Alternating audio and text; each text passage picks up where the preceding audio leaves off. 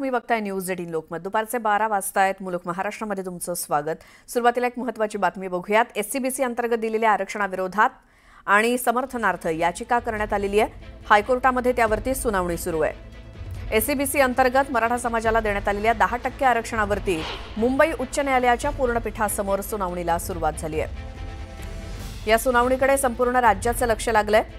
SCBC अंतर्गत दिलेल्या आरक्षणाविरोधात आणि समर्थनार्थ याचिका दाखल करण्यात आली होती, त्यावरती सुनावणी सुरू आहे। या सुनावणी संदर्भात माहिती घेऊयात आमचे प्रतिनिधी प्रशांत बाग यांच्याकडनं। प्रशांत, काय माहिती द्याल? श्वेता, 3 अत्यंत महत्त्वाचे मुद्दे आजच्या दिवसभरात येणार आहे। एक मात्र लक्षात घेतलं पाहिजे की सुप्रीम कोर्टाच्या आदेशानं मुंबई उच्च न्यायालयात आज सुट्टीच्या दिवशी सुद्धा पूर्ण पीठ बसलंय, अर्थात 3 न्यायाधीशांचं बेंच बसलंय। त्यामुळे ही सुनावणी सगळ्यात महत्त्वाची आहे। जी आरक्षणाची संविधानाच्या आदेशानुसार जे आरक्षण निश्चित झाले टक्केवारी 52%, त्याला उल्लंघन करणारा हा एससीबीसीचा कायदा आहे, जो महाराष्ट्र सरकारने मनोज जरांगे पाटील यांचं जे नवी मुंबईमध्ये आंदोलन संपलं त्यावेळेस तत्कालीन मुख्यमंत्री एकनाथ शिंदे यांनी दिलेलं आश्वासन पूर्ण करण्यासाठी केलेला हा कायदा आहे। पण हा कायदा पूर्णपणे घटनाबाह्य आहे आणि हा कायदा रद्द करा या प्रमुख मागणीसाठी हायकोर्टात ही पूर्ण बेंच समोर सुनावणी सुरू आहे। या सुनावणीमध्ये प्रदीप संचती हे मराठा समाज मागास नाहीये याचिकाकर्त्यांचे वकील यांचा अत्यंत आग्रही युक्तिवाद सुरू आहे की मराठा समाज हा मागास नाहीये, त्यामुळे मराठा समाजाला मागास ठरवून एससीबीसी आरक्षण देणं हे अत्यंत चुकीचं आहे। राज्याचे महाधिवक्ता बिरेंद्र सराफ यांनी सुद्धा आपला मुद्दा हा जोरात मांडलाय की राज्यात 28% मराठा आहेत आणि त्यातले 25% गरीब आहे, म्हणजे 3% हे जरी गरीब नसले तरी त्यासाठी म्हणून 25%वर अन्याय करू नये, हा अत्यंत आग्रही युक्तिवाद बिरेंद्र सराफ यांनी केलाय। आणि हाच आता महत्वाचा आहे, म्हणजे कोर्टाच्या माध्यमातून ज्या पद्धतीनं सवाल जवाब या सुनावणीवर सुरू आहे की तुम्हाला जर का आता 2 रिझर्वेशन आहे, काही पात्र मराठ्यांना कुणबी सर्टिफिकेट देणार असल्याचं मुख्यमंत्र्यांनी सांगितलंय, असा प्रदीप संचेत यांचा युक्तिवाद। एकंदरीत आजचा दिवस जो आहे हा एससीबीसी अंतर्गत मराठा समाजाला देण्यात येणाऱ्या 10% आरक्षणावर हा अत्यंत महत्वाचा मानला जातोय। पूर्ण पीठ जरी बसलं असलं तरी आज निकाल मात्र लागणार नाही। आज दिवसभर ही सुनावणी होऊ शकते आणि यातल्या काही महत्वाच्या मुद्द्यांवर पुन्हा अजून 2 तारखा होऊ शकतात आणि यानंतरच याचा निकाल लागू शकतो।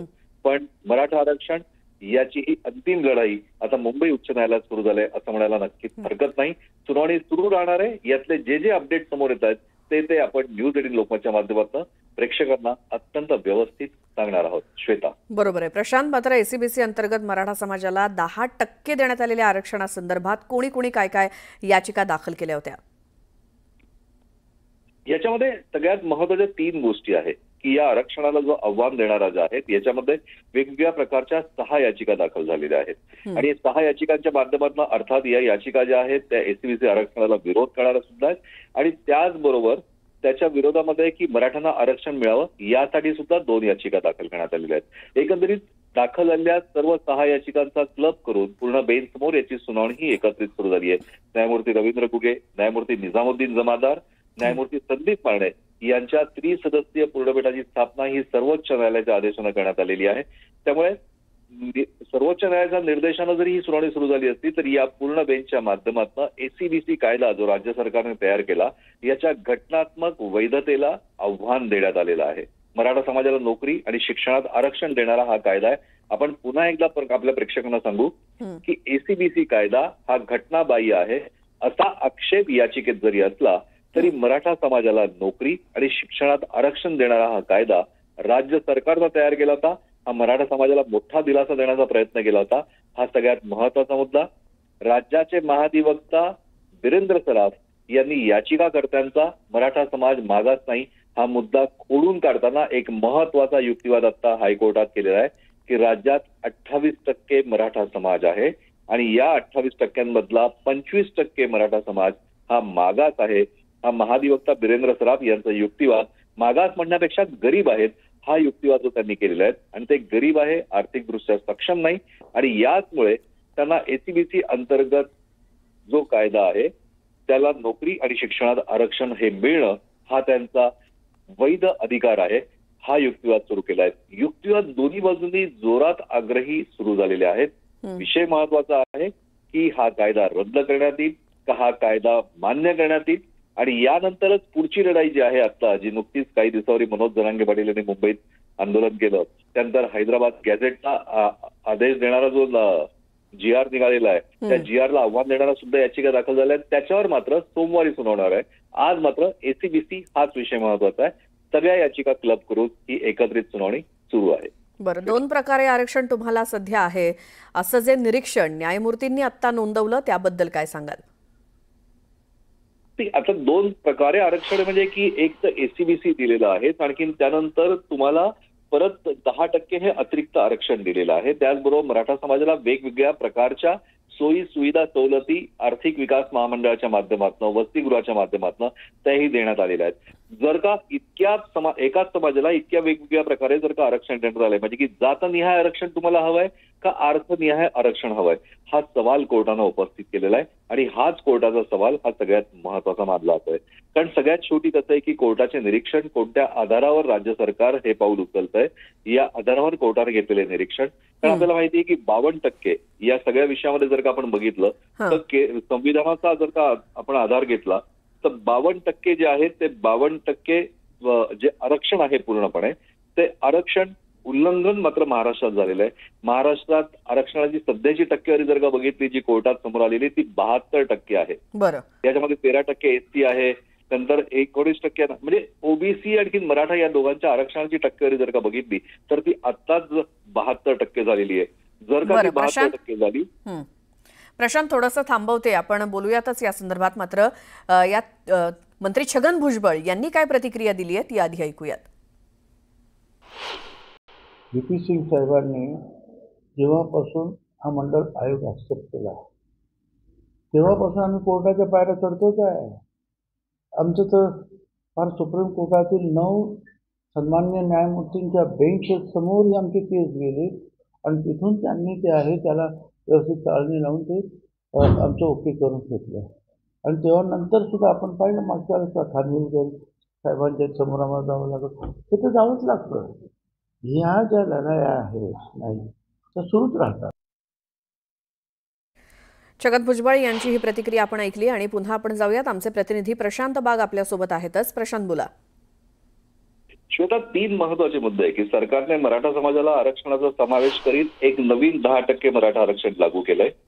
हा एक मुद्दा ज्यामुळे आरक्षणाची संख्या 72% पर्यंत पोहोचली आहे आणि सर्वोच्च न्यायालयाची मर्यादा जी आहे ती 50% मर्यादा आहे आणि इतर कायदेशीर अडचणी यामुळे निर्माण झाल्या. यामुळेच हे आरक्षण खरं तर वादग्रस्त ठरलंय. मग त्या आरक्षणामध्ये एसीबीसीचा जो आदेश देण्यात आला होता त्या एसीबीसीचा जो कायदा करण्यात आला होता त्याला आव्हान देण्यात आलेलं आहे. म्हणजे वेगवेगळ्या प्रकारचे 2 आव्हान मुंबई हायकोर्टात आहे. एक म्हणजे की एसीबीसी कायद्याला दिलेलं आव्हान म्हणजे मराठा समाजाला देण्यात आलेलं 10% आरक्षण आणि दुसरं म्हणजे हैदराबाद गॅझेटचा GRला दिलेलं आव्हान. त्याची सुनावणी सोमवारी आहे. पण आज एसीबीसी अंतर्गत मराठा समाजाला जे 10% आरक्षण देण्यात आलंय हे पूर्णपणे कायदाबाह्य आहे, घटनाबाह्य आहे आणि एकाच समाजाला वेगवेगळ्या प्रकारे 2 पद्धतीने आरक्षण देण्याचा हा घाट घातला जातोय. अशा प्रकारचे गंभीर आक्षेप या पूर्ण याचिकेत करण्यात आलेले आहेत आणि याचमुळे ही याचिका महत्वाची ठरते. कारण 3 गोष्टी याच्यात महत्वाची आहे. एकीकडे जरी मराठा समाजाला नोकरी आणि शिक्षणात आरक्षण देणारा जरी हा कायदा असला तरी कायदा करण्याची गरज काय हा सवाल कोर्टानं त्यांच्या इनडायरेक्टली उपस्थित केलाय. कारण जर का तुम्ही त्यांना आरक्षण देण्यासाठी शिक्षणामध्ये राखीव ठेवण्यासाठी जर तुम्ही तरतूद महामंडळाच्या माध्यमातून केलेली आहे तर मग पुन्हा याची गरज का? म्हणजे दुहेरी आरक्षण पद्धतीचा फायदा एकाच समाजाला का? तर एक्सप्लेन करा. आणि याच मुद्द्याचा योग्य जो प्रतिवाद जो आहे तो महाधिवक्ता बिरेंद्र सराफ यांनी केलाय की राज्यात 28% मराठा समाज आहे पण या 28%तला 25% मराठा समाज हा गरीब आहे, आर्थिकदृष्ट्या गरीब आहे आणि ही अधिकृत आकडेवारी टक्केवारी सरकारच्या माध्यमातून करण्यात आलेल्या निरीक्षणातून समोर आलेली आहे. त्यामुळे आर्थिकदृष्ट्या गरीब असलेल्या मराठा समाजाला सक्षम करण्यासाठी शिक्षण आणि नोकरी या दोघांमध्ये त्यांना अधिक प्राधान्य देण्यासाठी म्हणून एसीबीसीचं आरक्षण राज्य सरकारनं जो कायदा देऊन केलेला आहे हे अत्यंत योग्य आहे. हाच त्यांचा युक्तिवाद जो आहे हा अत्यंत आग्रही आहे आणि आक्रमक सुद्धा आहे. हे आपल्याला माहिती आहे की तामिळनाडूमध्ये सुद्धा अशाच प्रकारची सरकारने आरक्षण दिलं होतं पण तेही सर्वोच्च न्यायालयामध्ये आव्हान दिल्यामुळे ते अजूनही पेंडिंग आहे, लागू करण्यात आलं नाही आहे. त्याच धर्तीनंतर आपल्या देशामध्ये दुसरं राज्य आहे महाराष्ट्र की महाराष्ट्रात सुद्धा या प्रकारचं सुद्धा या आरक्षणावरनं लढाई सुरू झालेली आहे. अर्थात ही लढाई कायद्याची आहे. ही जसं छगन भुजबळ आता थोड्यापूर्वी आपण तू छगन भुजबळ यांचं म्हणणं ऐकवलं. छगन भुजबळ यांनी जसं सांगितलं की आमची लढाई ही आता कायद्यासाठी जाते, कोर्टात वर्षानुवर्ष आम्ही जातोच आहे. कारण सगळ्यात शेवटी काय श्वेता माहितीये का, की लोकशाहीमध्ये सरकार लोकांसाठी, लोकांमधल्या घटकांसाठी निर्णय घेऊ शकतं, पण त्या निर्णयाला सर्टिफाय मात्र न्यायव्यवस्थाच करू शकते. आणि न्यायव्यवस्था जी सर्टिफाय करते ती अर्थातच 1949 साली जे आपलं संविधान तयार झालं, 1950 साली जे आपलं संविधान लागू झालं, त्या आधारावरच करते. त्यामध्ये असलेल्या तरतुदींचा समावेश हा सगळ्यात मोठा आणि महत्वाचा मानला जातो. कारण आपल्या देशामध्ये 18 पगड जातींचा समूह आपण म्हणतो. महाराष्ट्रात अधिक 12 पगड जाती, 18 पगड जाती आहे. त्या सगळ्याच कॅटेगरीच्या म्हणजे त्या भटक्या जमाती असतात, अनुसूचित जाती असतात, अनुसूचित जमाती असतात, इतर मागासवर्गीय असतात, विशेष मागासवर्गीय असतात, विमुक्त जाती असतात, बंजारा पारधी असतात. आणि या सगळ्या पलीकडे जाऊन अर्थसंकल्पीय दुर्बल वर्ग हा सुद्धा अजून एक महत्वाचा वर्ग आहे. त्यामुळे या 18 पागड जातींचा बॅलन्स सांभाळण्याचं सगळ्यात महत्वाचं काम जे आहे हे कायद्याच्या आधारावर न्यायव्यवस्था करतं. आणखीन त्यांनाच दिलासा देण्याचं काम हे लोकशाही म्हणून राज्य सरकार करतं. पण राज्य सरकारने घेतलेला कायदा, केलेला कायदा किंवा घेतलेला निर्णय हा कोर्टामध्ये चॅलेंज करता येतो. भुजबळ यांच्या बोलण्यातली व्यापकता सगळ्यात महत्वाची आहे. अनेक वर्षांपासून कायदेशीर लढाई या सुरू आहे. आता पुन्हा एकदा ही लढाई सुरू झालेली आहे. श्वेता, बिलकुल. प्रशांत, या सगळ्या सविस्तर आणि महत्त्वाच्या माहितीसाठी खूप खूप धन्यवाद. तर या सुनावणीचे अपडेट तर आपण घेत राहूच, मात्र तुर्तास पुढच्या बातमीकडे वळूयात. मराठा समाजाला न्याय देताना काढण्यात आलेल्या GR विरोधात सकल OBC संघटना आणि वकील संघटनेची आज नागपुरात महत्त्वाची बैठक होतीये. या बैठकीला काँग्रेसचे नेते विजय वडेट्टीवार यांच्यासोबतच वेगवेगळ्या संघटनांचे पदाधिकारी उपस्थित असतील. या बैठकीत ऑक्टोबर महिन्यात OBCंचा महामोर्चा काढण्याच्या तयारीच्या अनुषंगाने देखील चर्चा होणार असून शिवाय कोर्टात जाण्यासाठी मुंबई उच्च न्यायालयाच्या 4 खंडपीठात मराठा समाजाला दिलेल्या GR विरोधात याचिका केली जाणार आहे, यावरती सुद्धा चर्चा होईल. दुसरीकडे या बैठकीला OBC समाजाचे पदाधिकारी देखील असणार आहेत. या तयारीच्या अनुषंगाने प्रत्येक जिल्ह्यातनं 4 ते 5 पदाधिकारी येणार आहेत. बैठकीत आंदोलनाची रूपरेषा ठरवली जाईल. तसंच OBC समाजाच्या हिताचं काय, हक्क आणि अधिकार मागण्यांचं नियोजन देखील. त्यासोबत आगामी काळात OBCची ताकद दाखवण्याच्या अनुषंगाने तयारी केली जाईल.